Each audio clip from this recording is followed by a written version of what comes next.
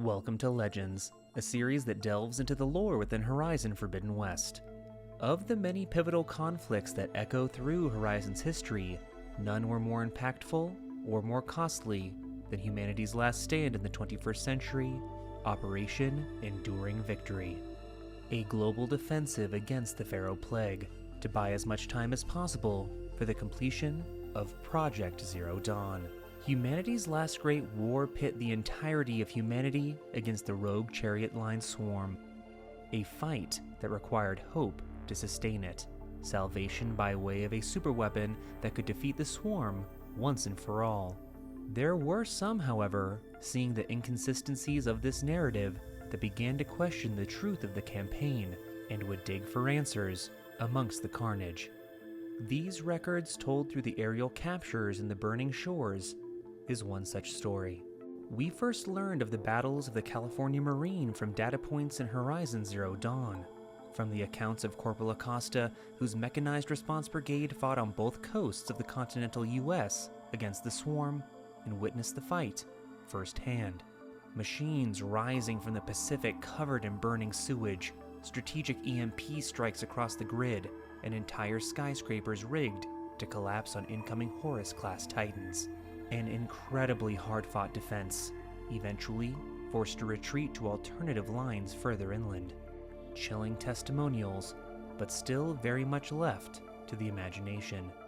The images we recovered across 31st century LA have made their dire situation all too clear. Lillian Barnett was a member of Recon Squad 21 West, charged with providing valuable intel on the enemy to Enduring Victory forces.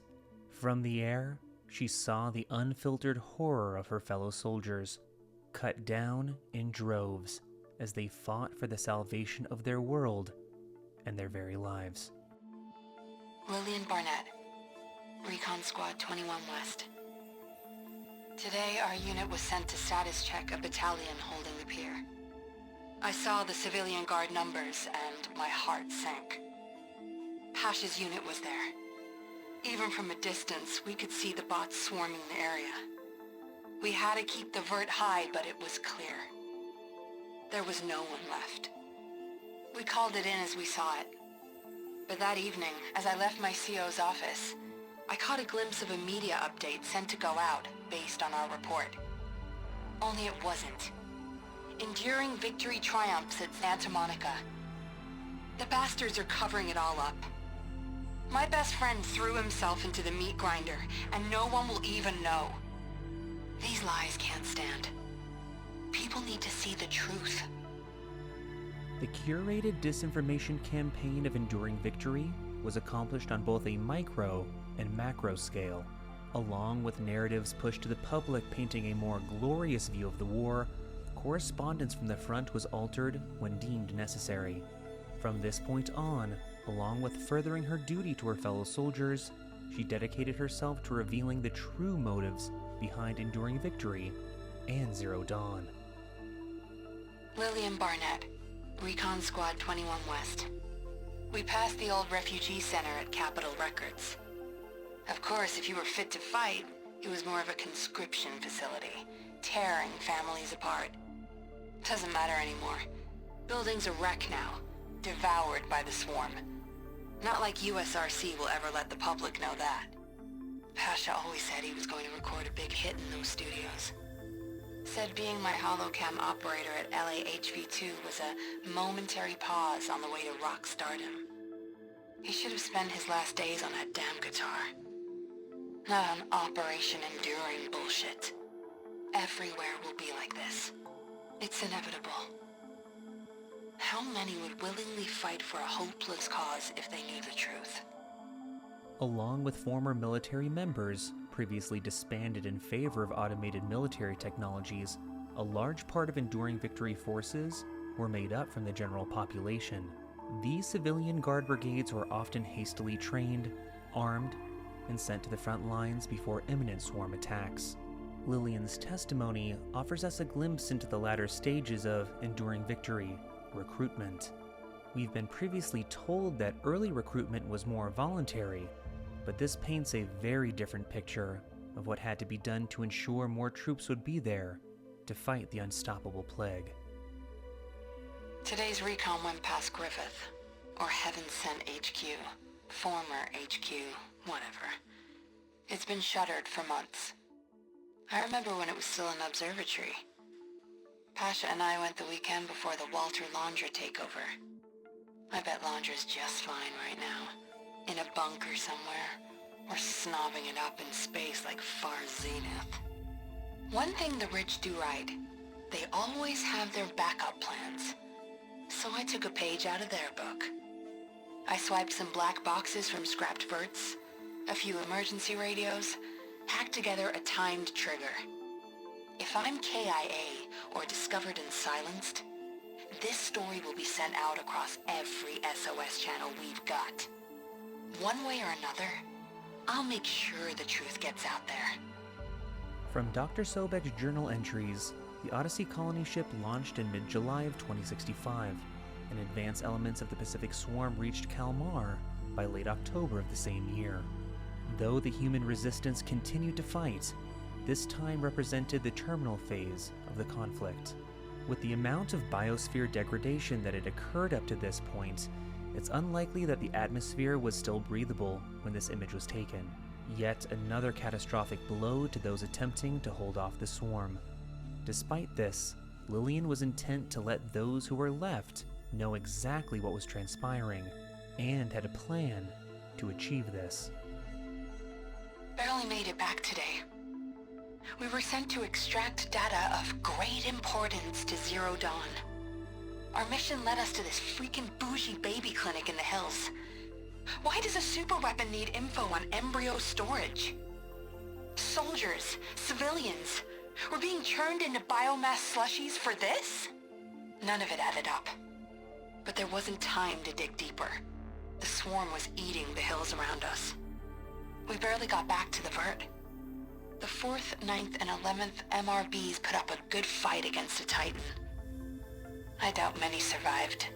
Pasha always said one day he'd buy a mansion with a view of the Hollywood sign. Then he died for Zero Dawn. Whatever the hell it really is. Over the course of the Pharaoh Plague, teams were dispatched to retrieve resources vital to Zero Dawn's success. Those who were working members of ZD obviously knew why these targets were of critical importance to the project, but as we see here, military personnel was kept in the dark. During the latter stages of the 31st century, LA became a hub of sorts for life extension therapies, such as the Juventus Center, among other genetics-based science. Though she didn't know it, this mission was most likely critical to the success of the Eleuthia subfunction of Gaia. Though this would eventually be instrumental in the rebirth of humanity centuries in the future, one could see how trivial this could appear in the face of countless innocents being consumed in nanohaze. Most of the coast is overrun. The swarm will take the rest soon, then inland. USRC's drawn a new defense line to the east. Anyone between it and the bots this time tomorrow's as good as dead. Our last recon's at Pangea Park. Pasha had a VIP card for that place. What a dork. Kind of wish I'd gone now. Just once. Now the park's just another piece of land we're barely holding. Plenty of losses. Underreported, no doubt. I'm running out of time. After Pangea Park, LA will fall. And to complicate things, I've been feeling eyes on me at base. Observing. Suspecting. I need to leak what I have as soon as I get back. When people see the footage I have, they'll understand. There's no hope. The end of the world's already here. This was always the strategy of enduring victory. Hold out for as long as possible, construct facilities and retrieve assets critical to Zero Dawn, then retreat to the next defensive position. For those who managed to survive Kalmar, they would fall back and continue the fight in Reno, Nevada. With all she had seen and documented, she knew how hopeless the situation had become for all humanity. All she could hope to achieve now is reveal the truth so that others may choose to spend the last days of their lives the way they best saw fit. But before this could come to pass, her perspective would drastically change. I've had quite the night. The second I got to base, they bagged me. I came to with a lamp in my face, pair of angry old men. They knew what I'd been up to. My local drives were destroyed, but they didn't know how to get to my backups. That's when I realized they were scared. My fail-safe countdown had already started. Their time was running out. So they brought in their last resort. Some scientist named Elizabeth Sobek. She looked tired. But she laid out the truth. No sugar-coated bullshit. And I was right. There's no super weapon. We're all going to die. But there is a future. A hope that this was all for something.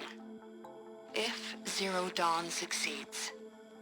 If enduring victory can buy Sobek enough time. So here I am, piloting a vert out past the front. I can't erase all my backups, but I can at least make sure they never broadcast. A suicide mission for the cause. Wish Pasha could see me now. The men and women out there won't ever know what they're really fighting for. But the truth is, we are fighting for the future. Even if that future is not for us. See you soon, Pasha. She had been found out, but after meeting with Dr. Sobek herself, the story was contained. This was one of the most difficult internal hurdles to overcome for Zero Dawn. Even personnel who had been selected as candidates to work on the project, but refused, were not allowed to return to their lives. Instead, they were forced to choose either imprisonment or euthanization. Thanks to Barnett's change of heart, enduring victory forces would fight to the bitter end, buying just enough time for Zero Dawn to achieve functional completion. If Lillian's failsafe countdown had leaked her story, who knows what the fate of ZD might have been. When it comes to something like the Pharaoh Plague, the tragedy is so vast it can be difficult to fully comprehend. However, it's personal stories such as Lillian's and Bashar's in HZD that bring this tragedy into a more personal point of view. One that makes the storytelling in Horizon so special and continues to make this sci-fi world feel so rooted in something profoundly real. And that brings our journey to an end. If you'd like to see more content like this, likes and shares are always appreciated. If you're hungry for more Horizon lore, consider subscribing and checking out the rest of our lore library. The idea for today's video came from our membership community, so be sure to check that out for more exclusive content on Horizon. And as always, thanks for watching, and keep questing.